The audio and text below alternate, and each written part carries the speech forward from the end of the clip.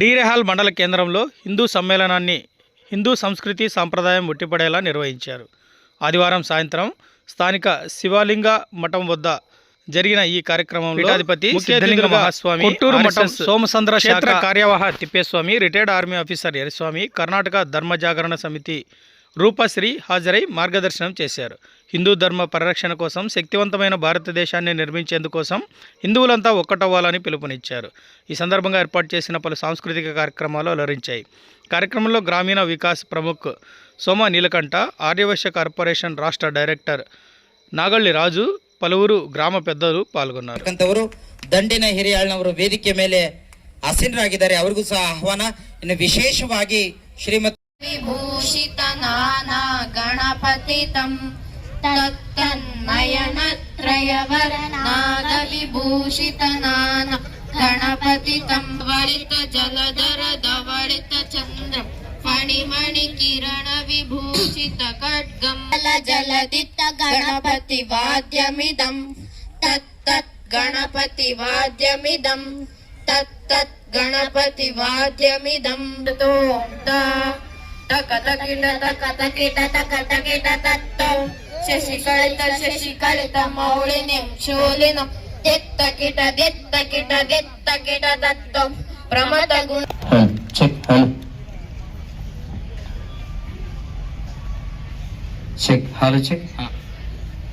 ಗಣ್ಯಮಾನ್ಯರಿಗೆ ಭಕ್ತಿಪೂರ್ವಕವಾಗಿರ್ತಕ್ಕಂಥ ಸ್ವಾಗತವನ್ನ ಕೋರೋಣ.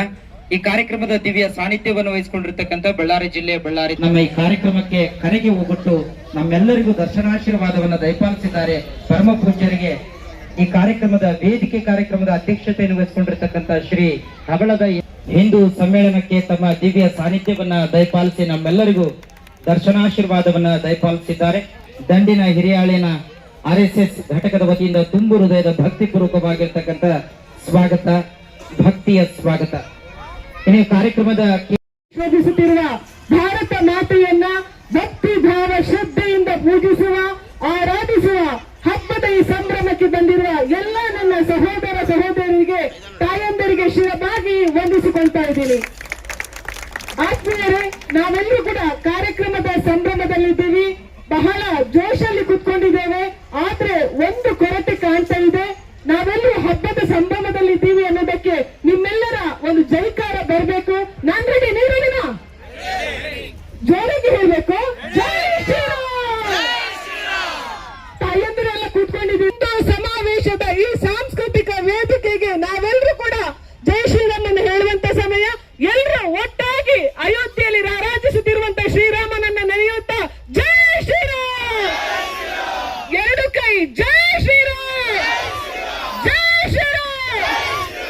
ಧನ್ಯವಾದಗಳು. ಕೇತವಲ್ಲ, ಹಿಂದೂ ಧರ್ಮವು ಜಗತ್ತಿನ ಅತ್ಯಂತ ಪ್ರಾಚೀನ ಹಾಗೂ ಆಳವಾದ ತತ್ವ ಚಿಂತನೆಯ ಪರಂಪರೆಯಾಗಿದೆ.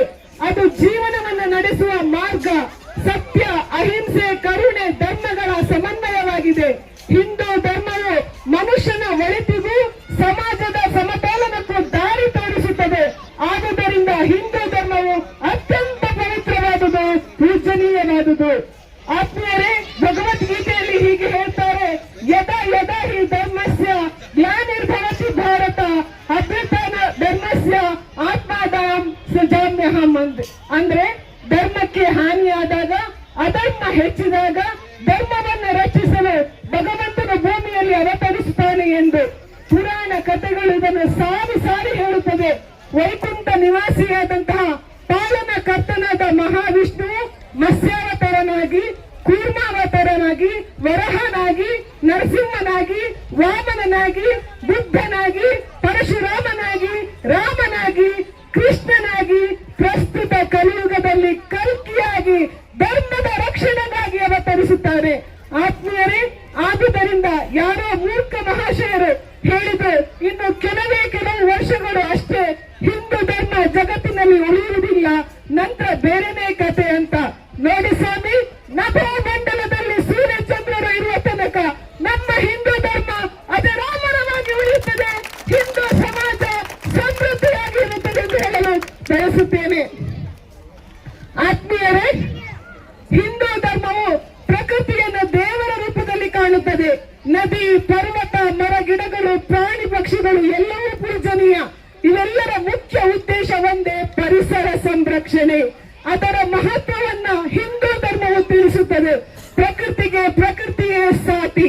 ನಮ್ಮ ಉಸಿರಿಗೆ ಹಸಿರಾಗಿರುವ, ನಮ್ಮೆಲ್ಲರ ಪಾಲಿನ ಪ್ರಾಣ ಬಿಂದುವಾಗಿರುವ ಮರ ಗಿಡಗಳನ್ನು ನಾವೆಲ್ಲರೂ ಬೆಳೆಸೋಣ. ಪ್ರತಿಯೊಂದು ವೃಕ್ಷದಲ್ಲೂ ದೇವತೆಗಳನ್ನು ಕಾಣುವಂತ ನಾವು ನಮ್ಮ ಮುಂದಿನ ಪೀಳಿಗೆಗೆ ಅದರ ಸತ್ಯವನ್ನು ಹೇಳುವ ಕೆಲಸ ಮಾಡೋಣ. ಇದು ಸಾಧ್ಯವಾಗುವುದು ಕೇವಲ ಹಿಂದೂ ಧರ್ಮದಲ್ಲಿ ಮಾತ್ರ. ಅದಕ್ಕಾಗಿ ನಾವು ನಮ್ಮ ಧರ್ಮದ ಸಂಘಟನೆಯನ್ನ ಮಾಡಬೇಕು. ಪ್ರತಿಯೊಬ್ಬ ಹಿಂದೂ ಕೂಡ ತನ್ನ ತಾಯಿಯ ಹೆಸರಿನಲ್ಲಿ ಒಂದು ಗಿಡವನ್ನ ತನ್ನ ಗ್ರಾಮದಲ್ಲಿ ನೆಟ್ಟು ಪೋಷಿಸಿ ಬೆಳೆಸಿದರೆ ಅದೇ ಮುಂದೆ ನಮ್ಮ ಹಿಂದೂ ಸಮಾಜವನ್ನ ಕಾಪಾಡುತ್ತದೆ. ಯಾಕೆಂದ್ರೆ ತಾಯಿ ಯಾವತ್ತು ಕೈ ಬಿಡಲ್ಲ. ಈ ಕೆಲಸವನ್ನ ನಾವೆಲ್ಲರೂ ಸೇರಿ ಮಾಡಬೇಕು. ಪರಿಸರ ಸಂರಕ್ಷಣೆ ನಮ್ಮ ಹೊಣೆ. ಆತ್ಮೀಯ ಸಹೋದರ ಸಹೋದರಿಯರೇ, ಸಮಯದ ಅವಕಾಶ ಕಡಿಮೆ. ನಮ್ಮ ಭಾರತ ದೇಶದ ಹಿಂದೂ ಸಾಮ್ರಾಜ್ಯದ ಪರಂಪರೆಯನ್ನ ನಾವು ಯಾವ ರೀತಿ ಭಾರತ ದೇಶವನ್ನ ಸಂರಕ್ಷಣೆ ಮಾಡಿಕೊಳ್ಬೇಕು, ಯಾವ ರೀತಿ ನಾವು ಧರ್ಮಾತ್ಮರಾಗಿ ಹಿಂದುವನ್ನ ಸಂರಕ್ಷಣೆ ಮಾಡಬೇಕೆನ್ನುವಂತಹ ಉದ್ದೇಶವನ್ನು ಇಟ್ಟುಕೊಂಡು ಮುಖ್ಯ ಅತಿಥಿ ಭಾಷಣವಾಗಿ ಬಂದಿರುವಂತಹ ಸನ್ಮಾನ್ಯ ಶ್ರೀ, ಪರಂಪರೆಯಲ್ಲಿ 2 ಹಬ್ಬಗಳು ಬರ್ತವೆ. ಒಂದು ದೇಶ ಹಬ್ಬ, ಒಂದು ನಾಡ ಹಬ್ಬ. ಒಂದು ಧರ್ಮ ಹಬ್ಬಗಳು ಬರ್ತವು, ಇನ್ನೊಂದಿಷ್ಟು ನಾಡ ಹಬ್ಬಗಳು ಬರ್ತವು. ಈ ಧರ್ಮ ಹಬ್ಬಗಳಲ್ಲಿ ಹಿಂದೂ ಆಗಿ ಹುಟ್ಟಿರುವಂತಹ ನಾವೆಲ್ಲರೂ ಅಮಾವಾಸ್ಯೆ, ಹುಣ್ಣಿಮೆ, ವಿಜಯದಶಮಿ, ಯುಗಾದಿ ಈ ರೀತಿಯಾಗಿ ಇದು ನಾಡು ಹಬ್ಬ. ಈ ನಾಡು ಹಬ್ಬ ಏನ್ ಮಾಡ್ತೈತಪ್ಪ ಅಂತಂದ್ರ ನಮ್ಮೆಲ್ಲರನ್ನ ರಕ್ಷಣೆ ಮಾಡ್ತೈತಿ, ನಮ್ಮೆಲ್ಲರನ್ನ ಸಂಘಟನೆ ಮಾಡ್ತೈತಿ. ನಾವು ಭಾರತ ಅಂತ ಅಂದ್ಕೊಂಡ ನಮಗೆ ಒಂದು ಧೈರ್ಯ ಬರ್ತದೆ. ಭಾರತ ಅಂತಂದ್ರೆ ಒಂದು ಧೈರ್ಯ, ಭಾರತ ಅಂತಂದ್ರೆ ಒಂದು ಶಕ್ತಿ, ಭಾರತ ಅಂತಂದ್ರೆ ಒಂದು ಸಂಘಟನೆ, ಭಾರತ ಅಂತಂದ್ರೆ ಜಗದ್ಗುರುತ ಸ್ಥಾನದಲ್ಲಿ ಹೊಂದಿರುವಂತದ್ದು ಯಾವುದು? ಅದು ನಮ್ಮ ಭಾರತ ದೇಶ. ಈ ಜಗದ್ಗುರು ಸ್ಥಾನದಲ್ಲಿರುವಂತಹ ಭಾರತ ದೇಶವನ್ನ ರಕ್ಷಣೆ ಮಾಡುವ ಕಾರ್ಯ ನಮ್ಮಲ್ಲಿದೆ. ಈ ಭಾರತ ದೇಶವನ್ನ ನಾಶ ಮಾಡುವಂತಹ ಕಾರ್ಯವೂ ಸಹ ನಮ್ಮಲ್ಲಿದೆ. ಈ ನಾಶ ಮಾಡುವಂತಹ ಕೆಲವೊಂದಿಷ್ಟು ಸಂಘಟನೆಗಳು ನಮ್ಮನ್ನ ತುಳಿತಾ ಬರ್ತವೆ, ಆದರೆ ರಕ್ಷಣೆ ಮಾಡುವಂಥದ್ದೇನಿದೆಯಲ್ಲ ಒಂದಿಷ್ಟು ನಮ್ಮೆಲ್ಲರ ಹಕ್ಕು. ಅದು ನಮ್ಮ ಭಾರತ ದೇಶದಲ್ಲಿ ಹುಟ್ಟಿರುವಂತ ನಾವೆಲ್ಲರೂ ಏನ್ ಮಾಡ್ಬೇಕಂತಂದ್ರ ಹಿಂದೂ ಧರ್ಮವನ್ನ ರಕ್ಷಣೆ ಮಾಡಬೇಕು. ನಮ್ಮ ತಾಯಿಯವರು ಹೇಳಿದ್ರು, ಕೃಷ್ಣ ಪರಮಾತ್ಮ ಹೇಳಿದ, ಯದಾ ಯದಾ ಹಿ ಧರ್ಮಸ್ಯ ಗ್ಲಾನಿರ್ಭವತಿ ಭೂತಲೆ, ಯದಾ ಯದಾ ಹಿ ಧರ್ಮಸ್ಯ ಗ್ಲಾನಿರ್ಭವತಿ ಭಾರತ ಅಭ್ಯುತ್ಥಾನಾದ ಅಧರ್ಮಸ್ಯ ಸಂಭವಾನಿ ಯುಗೆ ಯುಗೆ ಅಂತಂದು ಶ್ರೀಕೃಷ್ಣ ಪರಮಾತ್ಮ ಹೇಳಿದ ಹಾಗೆ ಶಿವಸ್ತುತಿಯಲ್ಲಿ ಹೇಳ್ತಾನೆ, ಧರ್ಮದ ನಾಶ ಮಾಡುವಂತ ಸಂದರ್ಭದೊಳಗ ನನ್ನ ಅಂಶ ಈ ದೇಶದಲ್ಲಿ, ಈ ಭೂಮಂಡಲದಲ್ಲಿ ಹುಟ್ಟಿ ನಮ್ಮ ದೇಶವನ್ನ, ನಮ್ಮ ಧರ್ಮವನ್ನ ಉಳಿಸುವಂತಹ ಕಾರ್ಯವನ್ನ ನಾನು ಮಾಡ್ತೀನಿ ಅಂತಂದು ಪರಮಾತ್ಮ ನಮಗೆಲ್ಲರಿಗೂ ಹೇಳಿದ್ದಾರೆ. ಆದರೆ ಕೇವಲ ನಾವೆಲ್ಲ ಅದೀವಪ್ಪ ಅಂತಂದ್ರ ನಾವೆಲ್ಲರೂ ಭಾರತ ದೇಶದ ಹುಟ್ಟಿರುವಂತ ನಾವೆಲ್ಲರೂ ಬೆಳೆದು ದೊಡ್ಡವರಾಗಿ ಸಾಯುವುದಷ್ಟೇ ಅಲ್ಲ, ಕೃಷ್ಣ ಪರಮಾತ್ಮ ಹೇಳೋಣ ಅವ ಬಂದು ರಕ್ಷಣೆ ಮಾಡ್ತಾನ ಅಂತಂದು ಕೈ ಕಟ್ಟಿ ಕುಳ್ಕೊಳ್ಬಾರ್ದು. ನಾವೆಲ್ಲ ಕೃಷ್ಣ ಪರಮಾತ್ಮ ಹೇಳೇನಂತಂದು ನಾವೆಲ್ಲರೂ ಕೈ ಕಟ್ಟಿ ಕುಳ್ಕೊಳ್ಳುವಂತಹ ಸಂದರ್ಭದಲ್ಲಿ ನಾವೆಲ್ಲ ಇರಲ್ಲ. ಯಾಕಪ್ಪ ಅಂತಂದ್ರ ನಮ್ಮ ಮುಂದಗಡೆ ಹಿಂದಗಡೆ ಮಗ್ಲಿರುವಂತವ್ರು ಏನ್ ಮಾಡಕ್ ಕುಂತಾರಪ್ಪ ಅಂತಂದ್ರ ಸೂಜಿಯಿಂದ ನಮ್ಮೆಲ್ಲರನ್ನ ಚುಚ್ಚಾಕ್ ಕುಂತಾರೆ ಎಲ್ಲವರು. ನೀನು ಹಿಂದೂ ಧರ್ಮವನ್ನ ಬಿಡು, ನಮಗೆ ಆಸೆಗಳನ್ನ ತೋರಿಸಿ ಏನ್ ಮಾಡಕ್ ಕುಂತಾರ, ಹಿಂದೂ ಧರ್ಮವನ್ನ ನಾಶ ಮಾಡಕ್ ಕುಂತಾರ. ಯಾವ ತೆರನಾಗಿ ನಮ್ಮ ಧರ್ಮಕ್ಕೆ ಬಂದ್ರಂದ್ರ ಹಿಂಗ ನಾವು ಹಣವನ್ನ ಕೊಡ್ತೀವಿ, ನಮ್ಮ ಧರ್ಮಕ್ಕೆ ಬಂದ್ರಪ್ಪ ಅಂತಂದ್ರ ಉಚಿತವಾಗಿ ಶಿಕ್ಷಣ ಕೊಡ್ತೀವಿ, ನಮ್ಮ ಧರ್ಮಕ್ಕೆ ಬಂದಿವಪ್ಪ ಅಂತಂದ್ರ ನಿನಗೆ ಮೂಲಭೂತ ಸೌಕರ್ಯಗಳನ್ನ ಕೊಡ್ತೀವಿ ಅಂತಂದ್ರು ನಮ್ಮ ಧರ್ಮವನ್ನ ನಾಶ ಮಾಡಕ್ ಕುಂತಾರ. ನಾವೆಲ್ಲರೂ ಎಚ್ಚರವಾಗಿರಬೇಕು. ಯಾವ ಎಚ್ಚರ ಅಂತಂದ್ರ ನಮ್ಮಲ್ಲೇ ಹುಟ್ಟಿ, ನಮ್ಮಲ್ಲೇ ಬೆಳೆದು, ನಮ್ಮಲ್ಲೇ ಅನ್ನ ಉಂಡಿರುವಂತಹ ಕೆಲವೊಂದಿಷ್ಟು ಅವಿವೇಕಿಗಳು ಏನ್ ಮಾಡಕ್ ಕುಂತಾರಪ್ಪ ಅಂತಂದ್ರ ನಮ್ಮ ಧರ್ಮವನ್ನ ನಾಶ ಮಾಡಕ್ ಕುಂತಾರ. ನಾವೆಲ್ಲರೂ ಏನಾಗ್ಬೇಕಪ್ಪ ಅಂತಂದ್ರ ಎಚ್ಚರವಾಗಿರ್ಬೇಕು. ಸ್ವಾಮಿ ವಿವೇಕಾನಂದ ಏನೇ ಹೇಳಿದ, ಏಳಿ ಎದ್ದೇಳಿ ಗುರಿ ಮುಟ್ಟುವ ತನಕ ನಿಲ್ಲದಿರಿ ಅಂತ ಹೇಳಿದ. ಕೇವಲ ಏಳಿ ಅಂತ ಅಂದ್ಕೊಂಡು ಹಾಸಿಗೆಯಿಂದ ಎದ್ದೇಳೋದಲ್ಲ, ಏಳಿ ಅಂತಂದ್ರೆ ಚೇರಿನಿಂದ ಮೇಲೆ ಎದ್ದೇಳೋದಲ್ಲ, ಏಳಿ ಅಂತ ಅಂದ್ಕೊಂಡು ಕುಳಿತಿರುವಂತ ಮೇಲೆ ಎದ್ದೇಳೋದಲ್ಲ. ನಮ್ಮ ಜೀವನದಲ್ಲಿ ನಾಶ ಮಾಡುವಂತ ಸಂಘಟನೆಯಿಂದ, ನಾವು ಜೀವನದಲ್ಲಿ ನಾಶ ಮಾಡುವಂತ ಸಂಘಟನೆಯಿಂದ ಎಚ್ಚೆತ್ಕೊಳ್ಬೇಕು. ಎಚ್ಚೆತ್ಕೊಂಡು ಅವರುಗಳನ್ನ ನಾಶ ಮಾಡಿ ನಮ್ಮ ಧರ್ಮ ಪರಂಪರೆಯನ್ನ, ನಮ್ಮ ಭಾರತೀಯ ಪರಂಪರೆಯನ್ನು ಉಳಿಸುವಂತಹ ಕಾರ್ಯಗಳನ್ನ ನಾವೆಲ್ಲರೂ ಮಾಡಬೇಕೆನ್ನುವಂತಹ ಉದ್ದೇಶದಿಂದ ಸ್ವಾಮಿ ವಿವೇಕಾನಂದ ಏನ್ ಹೇಳಿದ, ಏಳಿ ಎದ್ದೇಳಿ ಗುರಿ ಮುಟ್ಟುವ ತನಕ ನಿಲ್ಲದಿರಿ ಅಂತ ಹೇಳಿದ. ಆ ತೆರನಾಗಿ ಈ ಒಂದು ಸಮ್ಮೇಳನ ಕಾರ್ಯಕ್ರಮ ಅಂತಂದ್ರ ಇಲ್ಲಿ ಒಂದಿಷ್ಟು ಮಾತನಾಡಿ ಡ್ಯಾನ್ಸ್ ಮಾಡಿ ಹೋಗೋದಷ್ಟೇ ಅಲ್ಲ, ನಾವೆಲ್ಲರೂ ಏನ್ ಮಾಡಬೇಕು, ಇಲ್ಲಿ ಕೇಳುವಂತಹ ಮಾತುಗಳನ್ನ ನಮ್ಮ ಜೀವನದಲ್ಲಿ ಅಳವಡಿಸಿಕೊಳ್ಬೇಕು. ಹಿರಿಯರಾದಂತಹ ತಿಪ್ಪೇಸ್ವಾಮಿ ಅಣ್ಣನವರು ತಮಗೆ ಹೇಳ್ತಾರ, ನಮ್ಮ ದೇಶ ಹೆಂಗೈತಿ, ನಮ್ಮ ದೇಶದ ಪರಂಪರೆ ಹೇಗಿದೆ, ನಮ್ಮ ದೇಶವನ್ನ ನಾಶ ಮಾಡುವಂತಹ ಸಂಘಟನೆಗಳು ಹೇಗಿವೆ ಅನ್ನುವಂತ ಸವಿಸ್ತರವಾಗಿ ಹಿರಿಯರಾದಂಥವ್ರು ಹೇಳ್ತಾರ. ಆ ತೆರನಾಗಿ ಅವರ ಮಾತುಗಳನ್ನ ಕೇಳಿ ನಾವು ಮಲಗಬಾರ್ದು. ನಾವು ಹೆಚ್ಚು ಸಂಘಟನೆಯ ಸಾಮರ್ಥ್ಯವನ್ನ ನಾವೆಲ್ಲರೂ ತೋರಿಸ್ಕೊಳ್ಬೇಕು ಅನ್ನುವಂತಹ ಮಾತನ್ನ ತಮಗೆಲ್ಲರಿಗೆ ಹೇಳಿ, ನಿಮ್ಮ ಮನೆಯಲ್ಲಿ ಒಂದು ದೇವಸ್ಥಾನಗಳು ಎಂದಿರ್ತೈತಿ.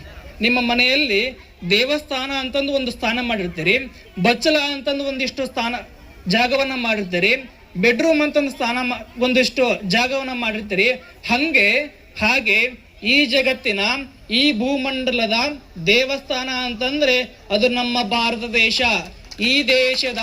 ಈ ದೇಶದ ನಾವೆಲ್ಲರೂ ಎಂತಹ ಧರ್ಮಾತ್ಮರದೀವಪ್ಪ ಅಂತಂದ್ರ, ಭಾರತ ದೇಶದಲ್ಲಿರುವವರು ನಮ್ಗೆ ಯಾರಿಗೂ ಹೆದರಿಕೆ ಇಲ್ಲ. ಇಲ್ಲಿ ಬಂದು ಯಾವಾಗ ಬಾಂಬ್ ಹಾಕ್ತಾನ ಅಂತ ಹೆದರಿಕೆ ಇರಂಗಿಲ್ಲ. ಇಲ್ಲಿ ಸಂರಕ್ಷಣೆ ಮಾಡುವಂತಹ ಕಾರ್ಯ ನಮ್ಮ ಸೈನಿಕರು ಮಾಡಕ್ ಕುಂತಾರ. ಈ ಗ್ರಾಮದ ಎಲ್ಲ ಹಿರಿಯರು ಕೂಡಿಕೊಂಡು ಮಾಜಿ ಸೈನಿಕರನ್ನ ವೇದಿಕೆ ಮೇಲೆ ಬರಮಾಡಿಕೊಂಡು ನಮ್ಮ ಭಾರತೀಯ ಸೇನೆಯನ್ನ ಮಾಡಿರುವಂತಹ ಗೌರವವನ್ನು ಕೊಡಕ್ ಕುಂತಾರ. ಯುವಕರಿಗೆ ಹೇಳುವುದೆಷ್ಟೇ, ನೀವು ಮದ್ಯಪಾನ ಧೂಮಪಾನಗಳಿಂದ ಬಿಡಬೇಕು. ಮದ್ಯಪಾನ ಮಾಡೋದು ಏನಾಗೈತಪ್ಪ ಅಂತಂದ್ರ ಕೇವಲ ನಮ್ಮ ದೇಹ ಅಷ್ಟೇ ನಾಶವಾಗಂಗಿಲ್ಲ, ನಮ್ಮ ಭಾರತ ದೇಶ ನಾಶ ಆಗ್ತೈತಿ. ಆ ಭಾರತೀಯ ನಾಶ ರಕ್ಷಣೆ ಮಾಡಬೇಕಂತಂದ್ರ ನಾವೆಲ್ಲರೂ ಏನ್ ಮಾಡಬೇಕು, ಮದ್ಯಪಾನ ಧೂಮಪಾನವನ್ನ ಬಿಡಬೇಕು. ಕೇವಲ ಇಲ್ಲಿ ಮಾತನಾಡಿ ಹೋಗೋದಷ್ಟೇ ಅಲ್ಲ, ನಾವೆಲ್ಲರೂ ನಮ್ಮ ಜೀವನದಲ್ಲಿ ಯಾವ ರೀತಿ ಬದುಕಬೇಕು, ಯಾವ ರೀತಿ ಆಚಾರ ವಿಚಾರಗಳನ್ನ ನಮ್ಮ ಜೀವನದಲ್ಲಿ ನಡೆಸಿಕೊಳ್ಳ ಎನ್ನುವಂತಹ ತಾವೆಲ್ಲರೂ ಮನವರಿಕೆ ಮಾಡಿಕೊಳ್ಳಬೇಕು ಅಂತ ತಮಗೆಲ್ಲರಿಗೂ ಹೇಳಿ, ತಮಗೆ ಎಲ್ಲರಿಗೂ ಭಗವಂತನ ಆಶೀರ್ವಾದ ಸದಾಕಾಲ ಇರಲಿ. ತಾವೆಲ್ಲರೂ ಈ ದೇಶವನ್ನ ರಕ್ಷಣೆ ಮಾಡುವಂತಹ ಕರ್ತವ್ಯವನ್ನು ನಾವೆಲ್ಲರೂ ಮಾಡೋಣ ಅಂತಂದು ಹೇಳಿ ತಮಗೆ ಗುರುಗಳ ಆಶೀರ್ವಾದ ಸದಾಕಾಲ ಇರಲಿ ಎಂದು ನನ್ನ ಮಾತು ವಿರಾಮಿಡಿದಂತ ತಮಗೆಲ್ಲ ನನ್ನ ಪ್ರಣಾಮಗಳು. ಈ ಸಭೆಯ ಅಧ್ಯಕ್ಷತೆಯನ್ನ ವಹಿಸಿರ್ತಕ್ಕಂಥ ಈ ಗ್ರಾಮದ ಪ್ರಮುಖರು ಆದಂತ ಸನ್ಮಾನ್ಯ ಯರಿಸ್ವಾಮಿಯವರೇ, ಈ ಸಭೆಯ ಅಧ್ಯಕ್ಷತೆಯನ್ನ ವಹಿಸಿರ್ತಕ್ಕಂಥ ಈ ಗ್ರಾಮದ ಪ್ರಮುಖರು ಆದಂತ ಸನ್ಮಾನ್ಯ ಯರಿಸ್ವಾಮಿಯವರೇ ಅಂತ ಕರೀತಾ ಇದ್ರು. ಈ ದೇಶ ಯಜ್ಞಭೂಮಿ, ಯಾಗಭೂಮಿ, ತ್ಯಾಗಭೂಮಿ, ದೈವಭೂಮಿ ಅಂತ ಎಲ್ಲರೂ ಸಹ ಕರೀತಾ ಇದ್ರು. ಜಗತ್ತಿನಲ್ಲಿ ಯಾವುದೇ ಸಂದರ್ಭದಲ್ಲಿ ನಮ್ಮ ದೇಶದ ಜನರು ಭೌಗೋಳಿಕವಾಗಿ ಅಥವಾ ದಂಡೆತ್ತಿ ನಾವು ಜಗತ್ತನ್ನ ಗೆಲ್ಲಲಿಲ್ಲ. ಆದರೆ ನಮ್ಮ ವಿಚಾರದ ಮುಖಾಂತರ, ನಮ್ಮ ಪ್ರೀತಿಯ ಮುಖಾಂತರ ಗಳಿಸಿ ವಿಶ್ವಗುರು ಭಾರತ ಆಯಿತು. ಕಾಂಬೋಡಿಯಾ ಅಂತ ಹೇಳಿ ಒಂದು ದೇಶ ಇದೆ. ಅದು ಇವತ್ತಿಗೂ ಸಹ ಕಾಂಬೋಡಿಯಾ ಅಂತ ಯಾಕೆ ಕರೀತಿದ್ದಾರೆ ಅಂತ ಹೇಳಿದ್ರೆ, ನಮ್ಮ ದೇಶದ ರಾಜ ಕಂಬು ರಾಜ ಅಂತ ಇದ್ದರು. ಅವರು ಅಲ್ಲಿ ಹೋಗಿ ಜನರ ಸೇವೆಯನ್ನ ಮಾಡಿ ಅಲ್ಲಿನ ಪ್ರೀತಿಯನ್ನ ಗಳಿಸಿದ್ದಕ್ಕೋಸ್ಕರ ಅವರ ನೆನಪಿಗಾಗಿ ಆ ದೇಶಕ್ಕೆ ಕಾಂಬೋಡಿಯಾ ಅಂತ ಹೆಸರಿತ್ತು. ಈಗ ಜಗತ್ತಿನಲ್ಲೇನೆ ನಾವು ವಿಶ್ವಗುರು ಭಾರತ ಆಗಿತ್ತು. ಇಂಥ ದೇಶ ಸಾವಿರಾರು ವರ್ಷಗಳು ನಮ್ಮನ್ನ ಮೊಘಲರು ಆಳಿದರು, ಬ್ರಿಟಿಷ್ನವರು ಆಳಿದರು. ನಮ್ಮನ್ನ ದಾಸ್ಯಕ್ಕೆ ನಮಗೆ ಶಕ್ತಿ ಇರಲಿಲ್ವಾ, ಸಾಮರ್ಥ್ಯ ಇರಲಿಲ್ವಾ, ಅಥವಾ ಹೋರಾಟದ ಪ್ರವೃತ್ತಿ ಇರಲಿಲ್ವಾ? ಇದ್ಯಾವುದೂ ಅಲ್ಲ. ಈ ದೇಶದಲ್ಲಿ ತಾಕತ್ತಿತ್ತು. ಈ ದೇಶದಲ್ಲಿ ಯೋಧರು ಯುದ್ಧವನ್ನ ಮಾಡ್ತಾ ಇದ್ರು. ಪ್ರತಿಯೊಬ್ಬ ರಾಜನೂ ಸಹ ದಂಡಂತಿ ಬಂದಂತ ಎಲ್ರಿಗೂ ಸಹ ಸರಿಯಾದ ಪೆಟ್ಟನ್ನು ಕೊಟ್ಟರು. ನಮ್ಮ ದೇಶದಲ್ಲೇನೆ ಕಿತ್ತೂರು ರಾಣಿ ಚೆನ್ನಮ್ಮ ಇರ್ಬೋದು, ಒಣಕೆ ಓಬವ್ವ ಎಲ್ಲರೂ ಸಹ ವೀರಾವೇಶದಿಂದ ಹೋರಾಟ ಮಾಡಿ ಈ ದೇಶದ ಸ್ವಾತಂತ್ರ್ಯಕ್ಕೋಸ್ಕರ ಮಡಿದರು. ಈ ರೀತಿಯಾಗಿ ಅನೇಕರು ಹೋರಾಟ ಮಾಡಿದರೂ ಸಹ ನಮ್ಮವರು ಈ ದೇಶದಲ್ಲಿ ಇದ್ದ ಕಾರಣಕ್ಕೋಸ್ಕರ ನಾವು ಸೋಲನ್ನ ಅನುಭವಿಸಬೇಕಾಯಿತು. ಹಾಗಾಗಿ ಹಿಂದೂ ಸಮಾಜ ಮತ್ತೊಮ್ಮೆ ಎದ್ದೇಳಬೇಕಾದ್ರೆ ಅನೇಕ ಮಹಾಪುರುಷರು, ಯೋಧರು ಇದಕ್ಕೋಸ್ಕರ ಕೆಲಸ ಮಾಡಿದರು. ಕ್ರಾಂತಿಕಾರಿಗಳಲ್ಲಿ ಚಂದ್ರಶೇಖರ್ ಆಜಾದ್ ಇರಬಹುದು, ಲಾಲಾ ಲಜಪತ್ ರಾಯ್ ಇರಬಹುದು, ಬಿಪಿನ್ ಚಂದ್ರ ಪಾಲ್ ಇರಬಹುದು. ಈ ರೀತಿಯಾಗಿ ಅನೇಕರು ತಮ್ಮ ಪ್ರಾಣ ಬಲಿದಾನವನ್ನು ಮಾಡಿದರು. ಇದಕ್ಕಿಂತ ಮುಖ್ಯವಾಗಿ ಈ ದೇಶದ ಮಾನಸಿಕತೆಯನ್ನ ಕಟ್ಟೋ ದೃಷ್ಟಿನಲ್ಲಿ ಪ್ರಮುಖವಾಗಿ ಸ್ವಾಮಿ ರಾಮತೀರ್ಥರು, ಸ್ವಾಮಿ ವಿವೇಕಾನಂದರು, ಸಾವರ್ಕರ್ ಅವರು ಈ ಹಿಂದೂ ಜಾಗೃತಿಯನ್ನ ಮಾಡುವಂತ ಕೆಲಸದಲ್ಲಿ ಪ್ರಮುಖರಾಗಿದ್ದರು. ಸ್ವಾಮಿ ರಾಮತೀರ್ಥರು ಈ ದೇಶದ ಉದ್ದಗಲಕ್ಕೂ ಸಂಚಾರ ಮಾಡಿ ಜನರ ಮನಸ್ಸನ್ನ ಎಚ್ಚರಗೊಳಿಸಿದರು. ಅವರು ಹೇಳಿದರು, ನಾನು ಬೇರೆ ಅಲ್ಲ, ಭಾರತ ಬೇರೆ ಇಲ್ಲ, ನಾನೇ ಭಾರತ, ನನ್ನ ಶಿರ ಕಾಶ್ಮೀರ, ನಡು ವಿಂಧ್ಯ ಪರ್ವತಗಳು, ಹಿಮಾಲಯ ಪರ್ವತಗಳು ನನ್ನ ಭುಜಗಳು, ನನ್ನ ಪಾದ ಕಾಶ್ಮೀರ ಕನ್ಯಾಕುಮಾರಿ, ನಾನು ನಡೆದರೆ ಭಾರತವೇ ನಡೆದಂತೆ, ನಾನೇ ಭಾರತ ಅಂತ ಹೇಳಿದ್ರು. ಭಾರತ ಬೇರೆ ಅಲ್ಲ, ನಾನು ಬೇರೆ ಅಲ್ಲ ಅಂತ ನುಡಿಗಳನ್ನ ನುಡಿದರು. ಸ್ವಾಮಿ ವಿವೇಕಾನಂದರು ಈ ದೇಶದ ಉದ್ದಗಲಕ್ಕೂ ಸಂಚಾರ ಮಾಡಿ ವಿಶೇಷವಾಗಿ ಯುವಕರನ್ನ ಉದ್ದೇಶಿಸಿ ಮಾತನಾಡಿದರು. ಈ ದೇಶದ ಚಿತ್ರಣವನ್ನ ಬದಲಾವಣೆ ಮಾಡಬೇಕಾದ್ರೆ ಯುವಕರು ಬೇಕು, ನನಗೆ 100 ಜನ ಯುವಕರನ್ನ ಕೊಡಿ, ಈ ದೇಶದ ಚಿತ್ರಣವನ್ನ ಬದಲಾವಣೆ ಮಾಡ್ತೀನಿ ಅಂತ ಹೇಳಿದರು. ಎಂತ ಯುವಕರು? With iron muscles, steel nerves and thunder mind. ಉಕ್ಕಿನ ನರಗಳಿರ್ತಕ್ಕಂಥ, ಕಬ್ಬಿಣದ ಮಾಂಸಖಂಡಗಳಿರ್ತಕ್ಕಂಥ, ಸಿಡಿಲಿನ ಮನಸ್ಸಿರ್ತಕ್ಕಂಥ 100 ಜನ ಯುವಕರನ್ನ ಕೊಡಿ, ಈ ದೇಶದ ಚಿತ್ರಣವನ್ನ ಬದಲಾವಣೆಯನ್ನ ಮಾಡ್ತೀನಿ ಅಂತ ಹೇಳಿದರು. ಸ್ವಾಮಿ ವಿವೇಕಾನಂದರು ಹೇಳಿದ ಈ ಮಾತನ್ನ ರಾಷ್ಟ್ರೀಯ ಸ್ವಯಂ ಸೇವಕ ಸಂಘ ಕಳೆದ 100 ವರ್ಷದಲ್ಲಿ ಈ ರೀತಿಯಾದಂತ ವ್ಯಕ್ತಿಗಳನ್ನ ನಿರ್ಮಾಣ ಮಾಡಿ ಇವತ್ತು ರಾಷ್ಟ್ರ ನಿರ್ಮಾಣದಲ್ಲಿ ಮಹತ್ತರವಾದ ಬದಲಾವಣೆಯನ್ನ ತಂದಿದೆ. ಸಹಸ್ರಾರು ಜನ, ಲಕ್ಷಾಂತರ ಜನ ಇವತ್ತು ಈ ಸಮಾಜಕ್ಕೋಸ್ಕರ ಸಂಪೂರ್ಣವಾಗಿ ತಮ್ಮನ್ನು ತಾವು ಸಮರ್ಪಿಸಿಕೊಂಡಿದ್ದಾರೆ. ನಿಸ್ವಾರ್ಥ ಮನೋಭಾವನೆಯಿಂದ ತಾಯಿ ಭಾರತೀಯ ಸೇವೆಯಲ್ಲಿ ತಮ್ಮನ್ನು ತಾವು ತೊಡಗಿಸಿಕೊಂಡಿದ್ದಾರೆ. ಈ ರೀತಿ ಸಮಾಜದ ಪರಿವರ್ತನೆಯಲ್ಲಿ ಕಳೆದ 100 ವರ್ಷಗಳಿಂದ ಕಾವಲುಗಾರನಾಗಿ ಕಾಲ್ಕಿದ್ದಾರೆ. ಇತ್ತೀಚೆಗೆ A.T. ಥಾಮಸ್ ಅವರು, ತಮಿಳುನಾಡಿನವರು, ಕೇರಳದವರು, ಸುಪ್ರೀಂ ಕೋರ್ಟ್ನ ಜಡ್ಜ್ ಆಗಿದ್ದಂಥವರು, ಅವರು ನಿವೃತ್ತರಾದ ಮೇಲೆ ಒಂದು ಮಾತನ್ನ ಹೇಳಿದರು.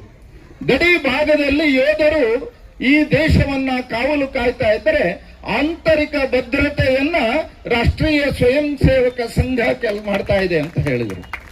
ಸಂಘ ಈ ದೇಶದಲ್ಲಿ ಯಾವಾಗ ಆಪತ್ತು ಬಂದಿದೆ, ಯಾವಾಗ ವಿಪತ್ತುಗಳು ಬಂದಿದೆ, ಯಾವಾಗ ಹೋರಾಟಗಳು ಈ ದೇಶದ ಮೇಲೆ ಆಗಿದೆ, ಯುದ್ಧಗಳು ಆಗಿದೆ, ಆ ಎಲ್ಲ ಸನ್ನಿವೇಶದಲ್ಲಿ ಅದು ಪಾಕಿಸ್ತಾನದ ಮೇಲೆ ಯುದ್ಧ ಇರಬಹುದು, ಚೈನಾದ ಮೇಲೆ ಯುದ್ಧ ಇರಬಹುದು, ಇತ್ತೀಚೆಗೆ ನಡೆದಂತ ಸಿಂಧೂರು ಇದು ಇರಬಹುದು, ಆ ಎಲ್ಲ ಸಂದರ್ಭದಲ್ಲೂ ಸಹ ಸೈನಿಕರಿಗೆ ಸಹಾಯವನ್ನ ಮಾಡಿದಂತ ಕೆಲಸ ಮಾಡಿದೆ. ಭೂಕಂಪ ಇದ್ದಂತ ಸಂದರ್ಭದಲ್ಲಿರ್ಬೋದು, ನೆರೆ ಇದ್ದಂತ ಸಂದರ್ಭದಲ್ಲಿರ್ಬೋದು, ಇತ್ತೀಚೆಗೆ ಬಂದಂತ ಕೋವಿಡ್ ಸಂದರ್ಭದಲ್ಲಿ ಎಲ್ಲರೂ ಭಯಭೀತವಾಗಿ ಇಡೀ ಜಗತ್ತೇನೆ ತಲ್ಲಣಗೊಂಡಂತ ಸಂದರ್ಭದಲ್ಲಿ ತಾಯಿ ಮಗನ ಮುಖ ನೋಡ್ತಾ ಇಲ್ಲ, ತಂದೆ ತನ್ನ ಮಕ್ಕಳ ಮುಖವನ್ನ ನೋಡ್ತಾ ಇಲ್ಲ, ಎಲ್ಲಿ ಮಾತನಾಡಿದ್ರೆ ನಮಗೂ ಸಹ ಈ ಕಾಯಿಲೆ ಅಂಟುತ್ತೆ ಅನ್ನೋ ರೀತಿನಲ್ಲಿ ಫೋನಲ್ಲೂ ಮಾತನಾಡಲಿಕ್ಕೆ ಹಿಂಜರಿತಾ ಇದ್ದಂತ ಸಂದರ್ಭದಲ್ಲಿ ಸಂಘದ ಸ್ವಯಂ ಸೇವಕರು ಹೊರಗಡೆ ಬಂದು ಯಾರು ಕಾರ್ಮಿಕರಿದ್ದಾರೆ, ಯಾರು ಇದಕ್ಕೆ ತುತ್ತಾಗಿದ್ದಾರೆ ಅವರೆಲ್ಲರಿಗೂ ಆಹಾರವನ್ನು ಒದಗಿಸಿದಂಥದ್ದು, ಔಷಧಿಯನ್ನು ಒದಗಿಸಿದಂಥದ್ದು, ಸಾರಿಗೆ ವ್ಯವಸ್ಥೆಯನ್ನು ಮಾಡಿದಂಥದ್ದು, ಅತ್ಯಂತ ವ್ಯವಸ್ಥಿತ ರೂಪದಲ್ಲಿ ಅತ್ಯಂತ ಯಶಸ್ವಿಯಾಗಿ ಈ ಕೆಲಸವನ್ನ ಮಾಡಿದರು. ಹೀಗೆ ಆಂತರಿಕ ಭದ್ರತೆಯನ್ನ ಎಲ್ಲ ಸಂದರ್ಭದಲ್ಲೂ ಮಾಡಿದೆ. ಯಾವುದು 7 ಸಿಸ್ಟರ್ ಸ್ಟೇಟ್ಸ್ ಅಂತ ನಾವು ಕರಿತೀವಿ, ಅದು ಅಸ್ಸಾಂ ಇರ್ಬೋದು, ಮಣಿಪುರ ಇರ್ಬೋದು, ಮೇಘಾಲಯ ಇರ್ಬೋದು, ಈ ಎಲ್ಲ ರಾಜ್ಯಗಳಲ್ಲಿ ಮತಾಂತರದಿಂದ 98% ಮತಾಂತರಗೊಂಡಿದ್ರು. ಮಾನಸಿಕವಾಗಿ ಈ ದೇಶದಿಂದ ದೂರ ಇದ್ರು.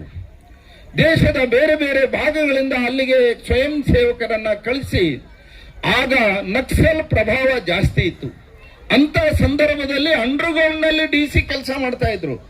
ಇಂಥ ಪರಿಸ್ಥಿತಿನಲ್ಲಿ ನಾವು ಮಣಿಪುರವನ್ನ ದತ್ತು ತಗೊಂಡಿದ್ವಿ, ಕರ್ನಾಟಕ ಪ್ರಾಂತದವರು. ಅಲ್ಲಿಗೆ ಸೇವಾ ವೃತ್ತಿಗಳನ್ನ ಕಳಿಸಿದ್ವಿ, ಹೆಣ್ಣು ಮಕ್ಕಳನ್ನ ಕಳಿಸಿದೀವಿ, ಪ್ರಚಾರಕರನ್ನ ಕಳಿಸಿದೀವಿ. ಅಲ್ಲಿ ಸೇವೆಯ ಕೆಲಸದ ಮುಖಾಂತರ ಯಾರು ಈ ದೇಶದಿಂದ ಬಿಟ್ಟು ಹೋಗುತ್ತೆ ಅಂತ ಹೇಳಿದ್ರು ಅಂತ 7 ಸಿಸ್ಟರ್ಸ್ ಎಷ್ಟು ಇವತ್ತು ಅಲ್ಲಿ ಸರ್ಕಾರವನ್ನ ಹೊಂದಿ ಈ ದೇಶದ ಜೊತೆಗೆ ಉಳಿತದೆ ಅಂತಕ್ಕಂಥ ಮಾನಸಿಕತೆಯನ್ನು ಉಂಟು ಮಾಡೋದ್ರಲ್ಲಿ ಸಂಘ ಪ್ರಮುಖವಾದಂತ ಕೆಲಸವನ್ನ ಮಾಡಿದೆ ಸೇವೆಯ ಮುಖಾಂತರ. ಈ ರೀತಿಯಾಗಿ ಸಮಾಜದಲ್ಲಿ ಯಾವಾಗ ಆಪತ್ತು ಬಂದಿದೆ, ತುರ್ತು ಪರಿಸ್ಥಿತಿಯ ಸಂದರ್ಭದಲ್ಲಿ ಈ ದೇಶದಲ್ಲಿ ಸ್ವಾತಂತ್ರ್ಯವನ್ನ ಕಳ್ಕೊಂಡಿತ್ತು. ಅಂತ ಸಂದರ್ಭದಲ್ಲಿ ಸ್ವಯಂ ಸೇವಕರು ಆಂದೋಲನ ಮಾಡಿದ್ರು. ಪ್ರಾಯಶಃ ಈ ದೇಶದ ಇತಿಹಾಸದಲ್ಲಿ ಅಷ್ಟು ಜನ ಜೈಲಿಗೆ ಹೋದಂತರು, ಮೀಸಾಬಂದಿಗಳಾದಂತರು, ಅಲ್ಲಿ ಕೊಟ್ಟಂತ ಶಿಕ್ಷಣೆಯನ್ನ ಅನುಭವಿಸಿದಂತರು ಬೇರೆ ಯಾರೂ ಇಲ್ಲ. ಇತಿಹಾಸವನ್ನ ಸೃಷ್ಟಿ ಮಾಡಿ ಸ್ವಾತಂತ್ರ್ಯ ಕಳ್ಕೊಂಡಿದ್ವಿ, ನಾವು ಪತ್ರಿಕಾ ಸ್ವಾತಂತ್ರ್ಯ ಕಳ್ಕೊಂಡಿದ್ವಿ. ಈ ಎಲ್ಲ ಸ್ವಾತಂತ್ರ್ಯವನ್ನ ಉಳಿಸಿ ಮತ್ತೊಮ್ಮೆ ಈ ದೇಶಕ್ಕೆ ಒಂದು ಸುಸಜ್ಜಿತವಾದ ಸರ್ಕಾರವನ್ನ ತಂದುಕೊಡೋದ್ರಲ್ಲಿ ಪ್ರಮುಖವಾದ ಪಾತ್ರವನ್ನ ರಾಷ್ಟ್ರೀಯ ಸ್ವಯಂ ಸೇವಕ ಸಂಘ ವಹಿಸಿತು. ಹೀಗೆ ಈ ದೇಶದಲ್ಲಿ ನಿರಂತರವಾಗಿ ಕೆಲಸ ಮಾಡ್ತಾರೆ. ಈ ವರ್ಷ ಇಡೀ ದೇಶದಾದ್ಯಂತ ಈ ರೀತಿ ಹಿಂದೂ ಸಮಾವೇಶಗಳನ್ನ ನಾವು ಮಾಡ್ತಾ ಇದ್ದೀವಿ. ಹಿಂದೂ ಸಮಾವೇಶಗಳನ್ನ ಯಾಕೆ ಮಾಡಬೇಕು ಅಂತ ಹೇಳಿದ್ರೆ, ಹಿಂದೂ ಯಾವಾಗ ಜಾಗೃತನಾಗಿದ್ದಾನೆ, ಹಿಂದೂ ಯಾವಾಗ ಸಂಘಟಿತನಾಗಿದ್ದಾನೆ, ಆ ದೇಶ ಆಗೆಲ್ಲವೂ ಸಹ ವೈಭವ ಸ್ಥಿತಿನಲ್ಲಿ ಇತ್ತು. ಈಗ ಮತ್ತೊಮ್ಮೆ ಹಿಂದೂ ಸಂಘಟನಾದ ಆದಾಗ ಈ ದೇಶದಲ್ಲಿ ಅನೇಕ ಬದಲಾವಣೆಗಳನ್ನ, ಅನೇಕ ಸಾಧನೆಗಳನ್ನ ನಾವು ಮಾಡಲಿಕ್ಕಾಗಿದೆ. ಅಯೋಧ್ಯದಲ್ಲಿ ಮರ್ಯಾದಾ ಪುರುಷೋತ್ತಮ ಪ್ರಭು ಶ್ರೀರಾಮಚಂದ್ರನ ಮಂದಿರವನ್ನ ಕಟ್ಟಲಿಕ್ಕೋಸ್ಕರ ಅಲ್ಲಿ ಹುಟ್ಟಿದ ಊರಿನಲ್ಲಿ ಅವರ ಮಂದಿರ ಇರಲಿಲ್ಲ. ನಾವೆಲ್ಲರೂ ಸಹ ಅವರ ಆದರ್ಶಗಳನ್ನ ಅನುಸರಿಸ್ತೀವಿ. ಆದರೆ ಆ ಮಂದಿರವನ್ನ ನಿರ್ಮಾಣ ಮಾಡಲಿಕ್ಕೆ ಈ ದೇಶದಲ್ಲಿ 526 ವರ್ಷಗಳ ಕಾಲ ನಿರಂತರವಾಗಿ ಹೋರಾಟ ಮಾಡಿ ಲಕ್ಷಾಂತರ ಜನ ತಮ್ಮ ಪ್ರಾಣಗಳನ್ನ ಬಲಿದಾನ ಮಾಡಿದ್ದಾರೆ. ಆ ರೀತಿಯಾಗಿ ಬಲಿದಾನ ಮಾಡಿ ಕಳೆದ 2022 ಜನವರಿ 22ನೇ ತಾರೀಕು ನಾವೇನು ಪ್ರತಿಜ್ಞೆ ಮಾಡಿದ್ವಿ, ರಾಮನ ಮೇಲಾಣೆ ಮಂದಿರವನ್ನ ಅಲ್ಲೇ ಕಟ್ಟುವ ಅಂದಂಥದ್ದು, ಅವತ್ತಿನ ದಿನ ರಾಮಲಲಾ ಪ್ರತಿಷ್ಠಾಪನೆಯನ್ನ ಮಾಡೋದರಲ್ಲಿ ನಮ್ಮ ಸಂಕಲ್ಪ ಈಡೇರಿದೆ, ಯಶಸ್ವಿಯಾಗಿದೆ. ಇವತ್ತು ನಾವು ಅಲ್ಲಿ ಧರ್ಮಧ್ವಜವನ್ನು ನೆಟ್ಟಿದ್ದೇವೆ. ಈ ಮುಂದೆ ಈ ದೇಶದಲ್ಲಿ ಧರ್ಮದ ಒಂದು ವಿಜೃಂಭಿಸಬೇಕು, ನಮ್ಮ ಧರ್ಮ ಶಕ್ತಿಶಾಲಿಯಾಗಿ ಆಗಬೇಕು. ಹಾಗಾಗಿ ನಾವೆಲ್ಲ ಹಿಂದೂಗಳು ಜಾಗೃತರಾಗಬೇಕು, ಸಂಘಟಿತರಾಗಬೇಕು ಅನ್ನೋ ಹಿನ್ನೆಲೆಯಲ್ಲಿ ಪ್ರತಿ ಮಂಡಲದಲ್ಲೂ ಸಹ ಇಡೀ ದೇಶದಾದ್ಯಂತ ಸಹಸ್ರಾರು ಈ ರೀತಿಯಾದಂತ ಸಮಾವೇಶಗಳನ್ನ ಹಾಕ್ತೇವೆ.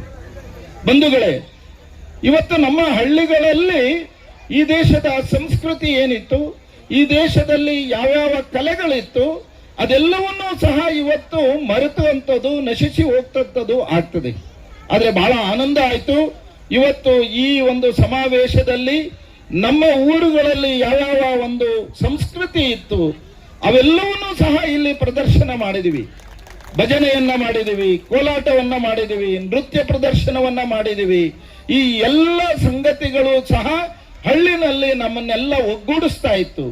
ಹಿಂದೆ ಪ್ರವಚನಗಳು ಇರ್ತಾ ಇತ್ತು.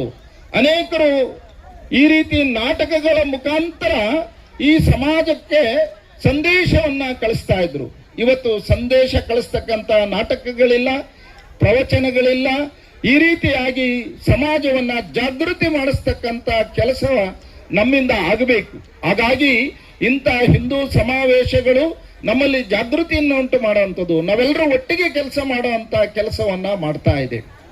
ಇವತ್ತು ನಾವೆಲ್ಲರೂ ಯೋಚನೆ ಮಾಡಬೇಕಾಗಿದೆ, ಹಿಂದೂ ಸಮಾಜ ಇಷ್ಟು ಶಕ್ತಿಶಾಲಿಯಾಗಿ ಜಾಗೃತವಾಗಿ ಇದ್ರೂ ಸಹ ಹಿಂದೂ ಸಮಾಜದ ಅನೇಕ ಮೌಲ್ಯಗಳನ್ನ ನಾಶ ಮಾಡತಕ್ಕಂತ ಒಂದು ವ್ಯವಸ್ಥಿತ ಸಂಚು ನಡೀತಾ ಇದೆ.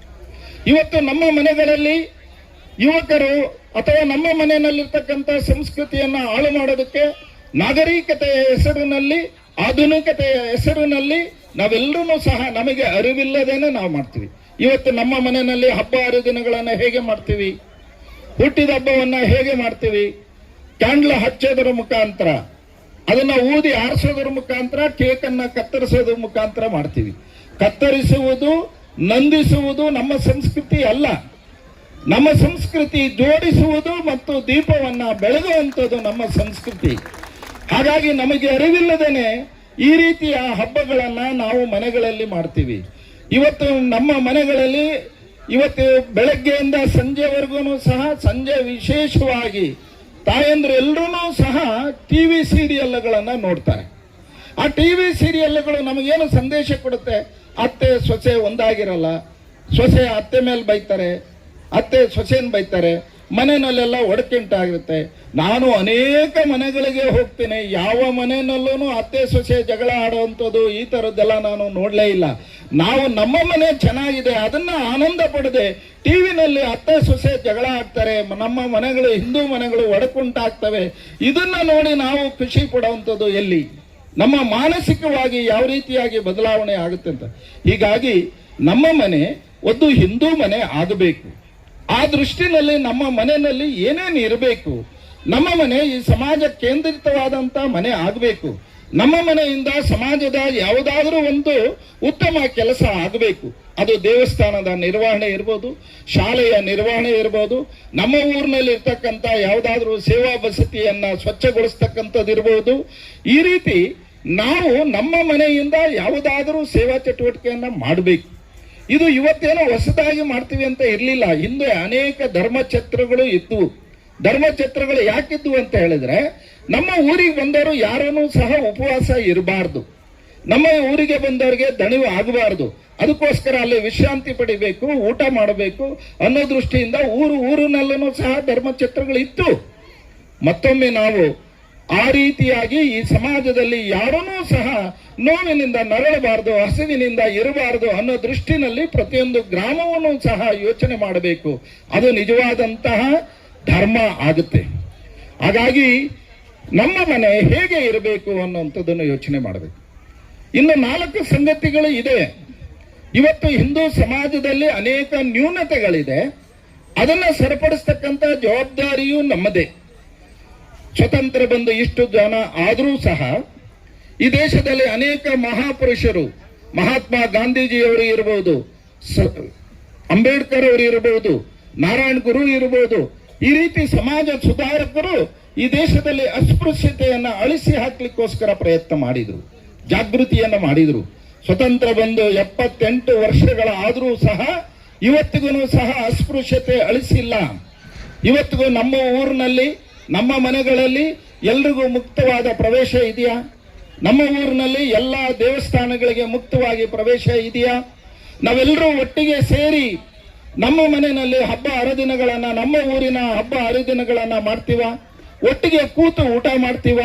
ನಮ್ಮ ಊರಿನಲ್ಲಿರ್ತಕ್ಕಂಥ ಯಾವುದು ಶವ ಸಂಸ್ಕಾರಗಳನ್ನ ಮಾಡ್ತಾರ ಅಲ್ಲಿ ಎಲ್ರಿಗೂ ಸಮಾನವಾದ ಅವಕಾಶ ಇದೆಯಾ? ಇದನ್ನ ಯೋಚನೆ ಮಾಡಿದಾಗ ನಮಗೆ ಸರಿಯಾಗಿದೆ, ನಮ್ಮ ಊರಿನಲ್ಲಿ ಇದೆ ಅಂತ ಹೇಳಿದ್ರೆ ನಾವೊಂದು ಹೆಜ್ಜೆ ಮುಂದೆ ಹೋಗಿದ್ದೀವಿ ಅಂತ. ಇದೊಂದು ಮಾನಸಿಕವಾದಂತ ಸಂಗತಿ. ಹೀಗಾಗಿ ನಾವು ಪ್ರತಿಯೊಬ್ಬರು ವೈಯಕ್ತಿಕವಾಗಿ ಅಥವಾ ಕುಟುಂಬದಲ್ಲಿ ನಾವು ಪ್ರಯತ್ನ ಮಾಡಬೇಕು. ನಮಗೆ ನಾನು ಎಲ್ಲರನ್ನೂ ನಾನು ಸ್ವಾಗತ ಮಾಡ್ತೇನೆ, ಮಾನವೀಯತೆಯ ದೃಷ್ಟಿಯಿಂದ ನಾನು ನೋಡ್ತೇನೆ. ಎಲ್ರಿಗೂ ಸಮಾನವಾದ ಅವಕಾಶವನ್ನ ನಮ್ಮ ಮನೆಯಲ್ಲಿ ಕೊಡ್ತೇವೆ, ದೇವಸ್ಥಾನದಲ್ಲಿ ಮುಕ್ತ ಪ್ರವೇಶ ಮಾಡ್ತೇವೆ. ಈ ದೃಷ್ಟಿನಲ್ಲಿ ನಾವು ಪ್ರಯತ್ನ ಮಾಡಿದಾಗ ಒಂದು ಸಾಮಾಜಿಕ ಸಾಮರಸ್ಯ ಉಂಟಾಗ್ತದೆ. ಸಂಘದ 100 ವರ್ಷ ಪ್ರಯತ್ನದಲ್ಲಿ ಇದು ಒಂದು ಮಾನಸಿಕತೆ. ಹಾಗಾಗಿ ಸಂತರ ಸಮಾವೇಶ 1969ರಲ್ಲಿ ಉಡುಪಿನಲ್ಲಿ ಆಯ್ತು. ಸಹಸ್ರಾರು ಜನ ಸಂತರು ಸೇರಿದ್ರು. ಯಾವುದೇ ಶಾಸ್ತ್ರದಲ್ಲೂ ಈ ರೀತಿಯಾಗಿ ಇಲ್ಲ. ಹಾಗಾಗಿ ಪೇಜಾವರ ಶ್ರೀಗಳು ಒಂದು ಘೋಷಣೆಯನ್ನು ಮಾಡಿದ್ರು, ಹಿಂದವಹ ಸೋದರಃ ಸರ್ವೇ, ನಾವೆಲ್ಲರೂ ಸಹ ಸಹೋದರರಿಂದಾಗೆ. ನ ಹಿಂದೂ ಪತಿತೋ ಭವೇತ್, ಮಮ ಮಂತ್ರ ಸಮಾನತ, ಮಮ ರಕ್ಷಾ ಹಿಂದೂ ರಕ್ಷಾ ಅಂತ ಹೇಳಿ ನಾವು ಹಿಂದೂ ರಕ್ಷಣೆಯನ್ನು ಮಾಡಬೇಕು. ನಾವೆಲ್ಲರೂ ಸಮಾನರು, ಯಾರೂ ಸಹ ಇಲ್ಲಿ ಪತಿತರಲ್ಲ, ನಾವೆಲ್ಲರೂ ಅಣ್ಣ ತಮ್ಮಂದಿರು, ಸಹೋದರರು ಅನ್ನೋಂಥ ಭಾವನೆಯಿಂದ ಬದುಕಬೇಕು ಅನ್ನೋಂಥ ಸಂದೇಶವನ್ನ ಕೊಟ್ಟಿದ್ದಾರೆ. ಹಾಗಾಗಿ ನಮ್ಮ ಊರುಗಳಲ್ಲಿ ನಾವೆಲ್ಲರೂ ಸಹ ಪ್ರೀತಿ, ವಿಶ್ವಾಸ, ವಾತ್ಸಲ್ಯ, ಮಮಕಾರದಿಂದ ಒಬ್ಬರಿಗೆ ಇನ್ನೊಬ್ಬರು ಅರಿತು ಬದುಕ್ತೀವ. ಇದೇ ನಮ್ಮ ಸಂಸ್ಕೃತಿ. ವೇದವ್ಯಾಸರು ಹೇಳಿದರು, ಪರೋಪಕಾರಾಯ ಪುಣ್ಯಾಯ ಪಾಪಾಯ ಪರಪೀಡಿನಂ ಅಂತ ಹೇಳಿದರು. ಯಾರು ತನಗೋಸ್ಕರ ಬದುಕ್ತಾನೆ ಅವನು ಬದುಕಿದ ಹಾಗೆ ಅಲ್ಲ, ಯಾರು ಬೇರೆಯವರಿಗೋಸ್ಕರ ಬದುಕ್ತಾನೆ ಅವನು ನಿಜವಾದಂತ ಪುಣ್ಯದ ಕೆಲಸವನ್ನ ಮಾಡ್ತಾನೆ ಅಂತ ಹೇಳಿದರು. ಇದು ನಮ್ಮ ಸಂಸ್ಕೃತಿ. ಸ್ವಾಮಿ ವಿವೇಕಾನಂದರು ಈ ದೇಶದ ಸಂಸ್ಕೃತಿಯ ಬಗ್ಗೆ ಹೇಳಿದರು, service and sacrifice R the culture of this nation ಅಂತ. ಸೇವೆ ಮತ್ತು ತ್ಯಾಗ ಈ ದೇಶದ ಸಂಸ್ಕೃತಿ ಅಂತ ಹೇಳಿದರು. ಅದು ನಮ್ಮ ಮನೆಗಳಲ್ಲಿ ಪ್ರತಿನಿತ್ಯವೂ ನೋಡ್ತೀವಿ, ಅದು ನಮ್ಮ ಕುಟುಂಬಗಳಲ್ಲಿ ನೋಡ್ತೀವಿ. ಆದರೆ ಅಂತ ಕುಟುಂಬಗಳು ಇವತ್ತು ಕ್ಷೀಣಿಸ್ತಾ ಇದ್ದಾವೆ. ಸಣ್ಣ ಸಣ್ಣ ಕುಟುಂಬಗಳು ಆಗ್ತಾ ಇದ್ದಾವೆ. ಅವಿಭಕ್ತ ಕುಟುಂಬಗಳು ಇಲ್ಲ. ಒಬ್ಬರು ಇನ್ನೊಬ್ಬರನ್ನ ಅರಿತು ಒಬ್ಬರು ಇನ್ನೊಬ್ಬರಿಗೋಸ್ಕರ ಬದುಕುವಂತ ವ್ಯವಸ್ಥೆ ನಮ್ಮ ಕುಟುಂಬಗಳಲ್ಲಿ ಇತ್ತು. ಹಾಗಾಗಿ ಇವತ್ತು ಅವಿಭಕ್ತ ಕುಟುಂಬಗಳು ಇಲ್ಲದೆ ಇದ್ರೂ ಅವಿಭಕ್ತ ಭಾವನೆಯನ್ನ ಉಂಟು ಮಾಡತಕ್ಕಂತ ಕೆಲಸವನ್ನ ಅನೇಕ ಕುಟುಂಬಗಳು ಮಾಡ್ತಾ ಇದ್ದಾವೆ. ಯಾರ್ಯಾರು ಅಣ್ಣ ತಮ್ಮಗಳು ಬೇರೆ ಬೇರೆ ಕೆಲಸದ ನಿಮಿತ್ತ ಬೇರೆ ಬೇರೆ ಪ್ರದೇಶದಲ್ಲಿ ಇರ್ತಾರೋ ಅವರೆಲ್ಲರೂ ತಿಂಗಳಿಗೊಮ್ಮೆ ಒಟ್ಟಿಗೆ ಸೇರಿ ಭಜನೆ ಮಾಡಿ ಪರಿಚಯ ಮಾಡಿಕೊಂಡು ಎಲ್ರಿಗೆ ಒಟ್ಟಿಗೆ ಊಟ ಮಾಡಿದ್ರೆ ಅನ್ಯೋನ್ಯವಾಗಿ ಬಾಳುವಂತ ಅನೇಕ ಸಂಗತಿಗಳು ಇವತ್ತು ನಡೀತದೆ. ಇದನ್ನೂ ಸಹ ನಾವು ಅಳವಡಿಸ್ಕೊಳ್ಬೇಕು. ಹಾಗೆ ಮೂರನೆಯ ಸಂಗತಿ ಪ್ರಕೃತಿಯನ್ನ ಸಂರಕ್ಷಣೆ ಮಾಡ್ತಕ್ಕಂಥದ್ದು. ಈಗಾಗಲೇ ರೂಪಶ್ರೀ ಅವರು ಇದರ ಬಗ್ಗೆ ಉಲ್ಲೇಖ ಮಾಡಿದ್ದಾರೆ. 3 ಸಂಗತಿಗಳನ್ನ ನಾವು ಪ್ರತಿಯೊಂದು ಮನೆಯಲ್ಲೂ ಮಾಡಬೇಕು. ಮೊದಲನೇದಾಗಿ ನಾವು ಪ್ಲಾಸ್ಟಿಕ್ ಅನ್ನ ಬಳಸಬಾರದು. ಪ್ಲಾಸ್ಟಿಕ್ ನಮ್ಮ ಮನೆಗೆ ಯಾವುದೇ ರೂಪದಲ್ಲೂ ಬರಬಾರದು. ಯಾಕಂತ ಹೇಳಿದ್ರೆ ಪ್ಲಾಸ್ಟಿಕ್ ಅನ್ನ ಬಳಸೋದ್ರ ಮುಖಾಂತರ ಅದು ಭೂಮಿನಲ್ಲಿ ಹೋಗುತ್ತೆ, ಅದು ಹಾಗೆ ಉಳ್ಕೊಳ್ಳುತ್ತೆ, ನೀರನ್ನ ಇಂಗಲಿಕ್ಕೆ ಬಿಡೋದಿಲ್ಲ. ಕೆಲವು ಸಾರಿ ಪ್ರಾಣಿಗಳು ಅದನ್ನ ತಿಂದು ತೊಂದರೆ ಆಗುತ್ತೆ. ಹಾಗಾಗಿ ಪ್ಲಾಸ್ಟಿಕ್ ಮುಕ್ತ ಭಾರತ ಆಗಬೇಕು, ಪ್ಲಾಸ್ಟಿಕ್ ಮುಕ್ತ ಮನೆ ನಮ್ಮದು ಆಗಬೇಕು ಅನ್ನೋದು ಒಂದೇ ಶಕ್ತಿ.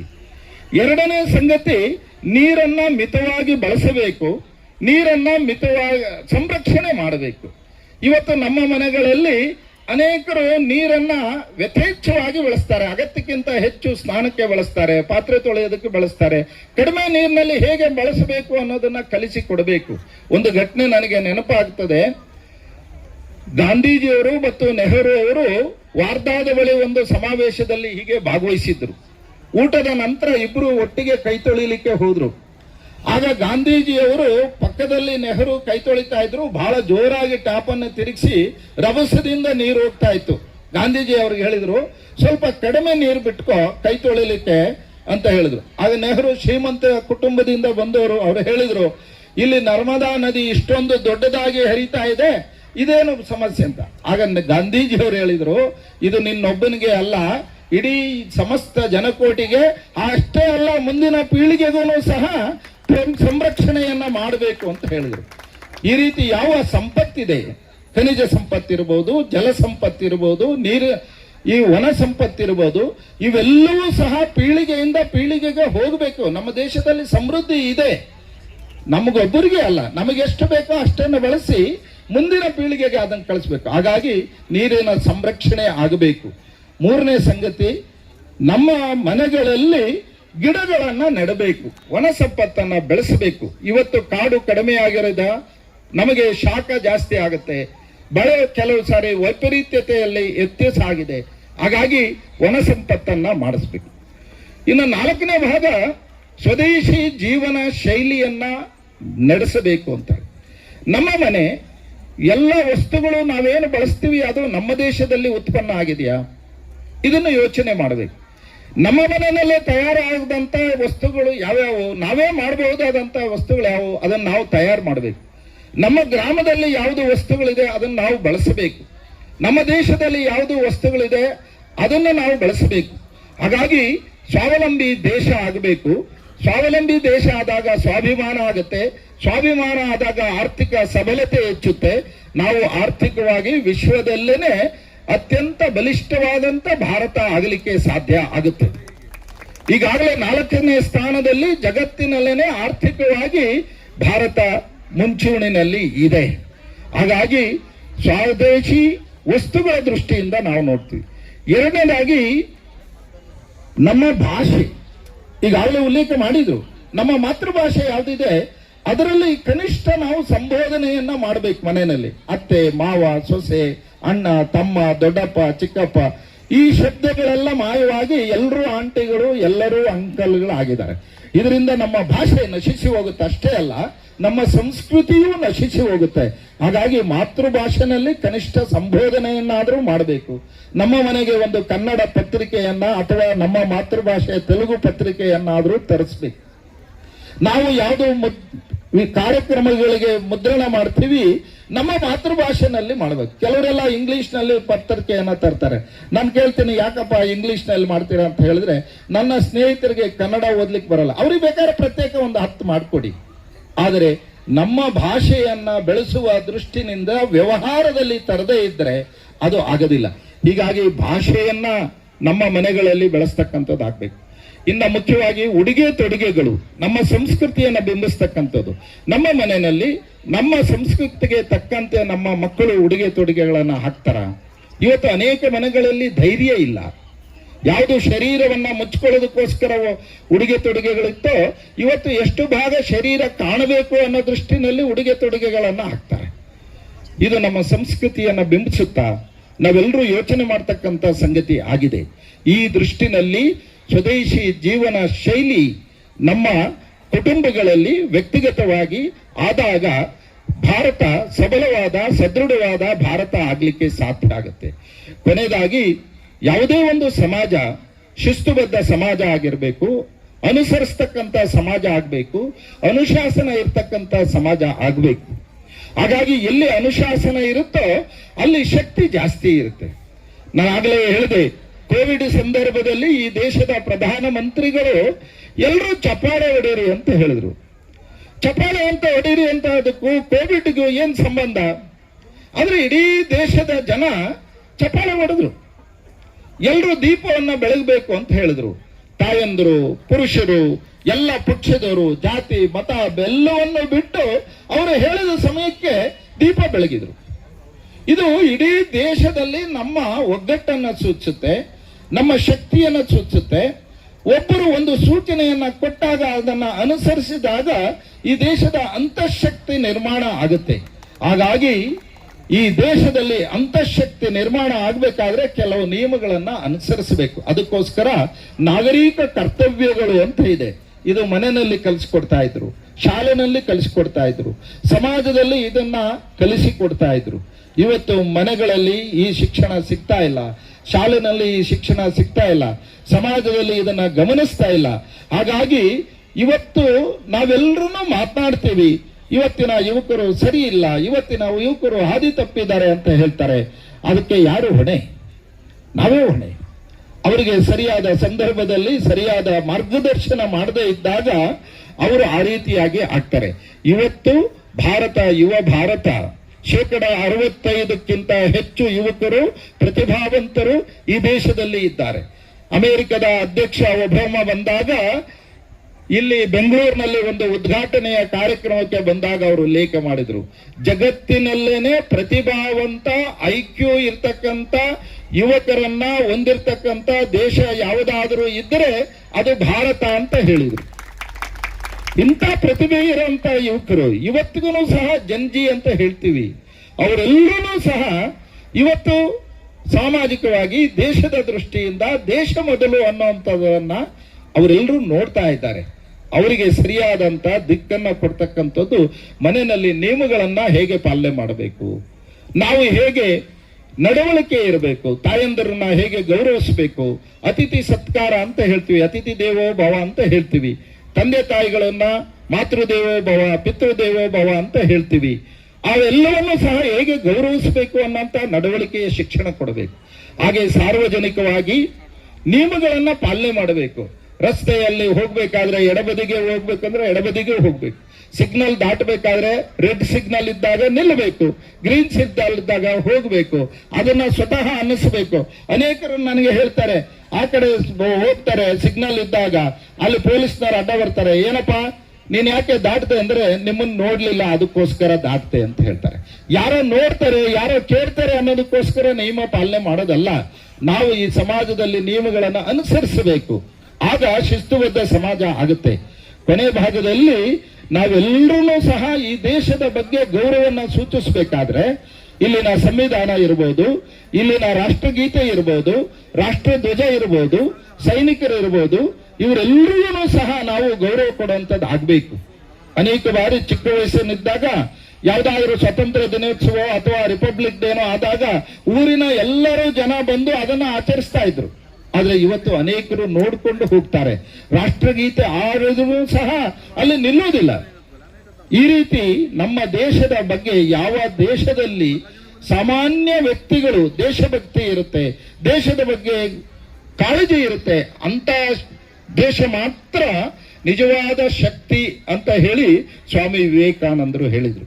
ಹಾಗಾಗಿ ಇಂಥ ಹಿಂದೂ ಸಮಾವೇಶಗಳು, ಈ ರೀತಿಯ 4-5 ಚಟುವಟಿಕೆಗಳನ್ನ ನಾವೇನು ಇಡೀ ದೇಶದಲ್ಲಿ ಸಮಾಜದಲ್ಲಿ ಪ್ರತಿಯೊಬ್ಬರು ವ್ಯಕ್ತಿಗತವಾಗಿ, ಕೌಟುಂಬಿಕವಾಗಿ, ಸಾಮಾಜಿಕವಾಗಿ ಅನುಸರಿಸಬೇಕು ಅಂತ ಹೇಳಿ ಹೇಳಿದ್ದೇವೆ. ಬರುವಂತ 5-6 ವರ್ಷಗಳಲ್ಲಿ ಭಾರತ ಮತ್ತೊಮ್ಮೆ ಜಗತ್ತಿನಲ್ಲೇ ಅತ್ಯಂತ ಶಕ್ತಿಶಾಲಿಯಾದಂತ, ಸಾಮರ್ಥ್ಯಶಾಲಿಯಾದಂತ, ಜಗತ್ತಿಗೇನೆ ಒಂದು ಮಾರ್ಗದರ್ಶನ ಮಾಡತಕ್ಕಂತ ದೇಶ ಆಗುತ್ತೆ. ನಮ್ಮಿಂದ ನಿರೀಕ್ಷೆ ಮಾಡ್ತಾ ಇರೋದು ಅವರು ಭೂ ಕಬಳಿಕೆ ಮಾಡಬೇಕು ಅಂತ ಅಲ್ಲ. ಇವತ್ತು ಅನೇಕ ದೇಶಗಳು ನಮ್ಮ ಕಡೆಗೆ ಯಾಕೆ ನೋಡ್ತಾ ಇದ್ದಾವೆ ಅಂತ ಹೇಳಿದ್ರೆ, ಭಾರತದ ಋಷಿ ಮುನಿಗಳು ಹಾಕಿಕೊಟ್ಟಂತ ಪರಂಪರೆ, ವಸುದೈವ ಕುಟುಂಬಕಂ ಅನ್ನಂಥದ್ದು, ಸರ್ವೇ ಜನೋ ಸುಖಿನೋ ಭವ ಅಂತದ್ದು. ಜಗತ್ತನ್ನೇ ನಾವೆಲ್ಲರೂ ಸಹ ಪ್ರೀತಿಯಿಂದ, ಪ್ರೇಮದಿಂದ, ಎಲ್ಲರೂ ಸುಖದಿಂದ, ನೆಮ್ಮದಿಯಿಂದ ಇರಬೇಕು ಅಂತಕ್ಕಂಥ thanks for watching this video. ఈ వీడియో మీకు నచ్చినట్లయితే లైక్ చేయండి, షేర్ చేయండి, సబ్స్క్రైబ్ చేసుకోండి. మన రాయదుర్గం ఆర్డీజీ న్యూస్. మా లేటెస్ట్ న్యూస్ అప్డేట్స్ కోసం నోటిఫికేషన్లు రావడానికి బెల్ బటన్ని యాక్టివేషన్ చేసుకోండి.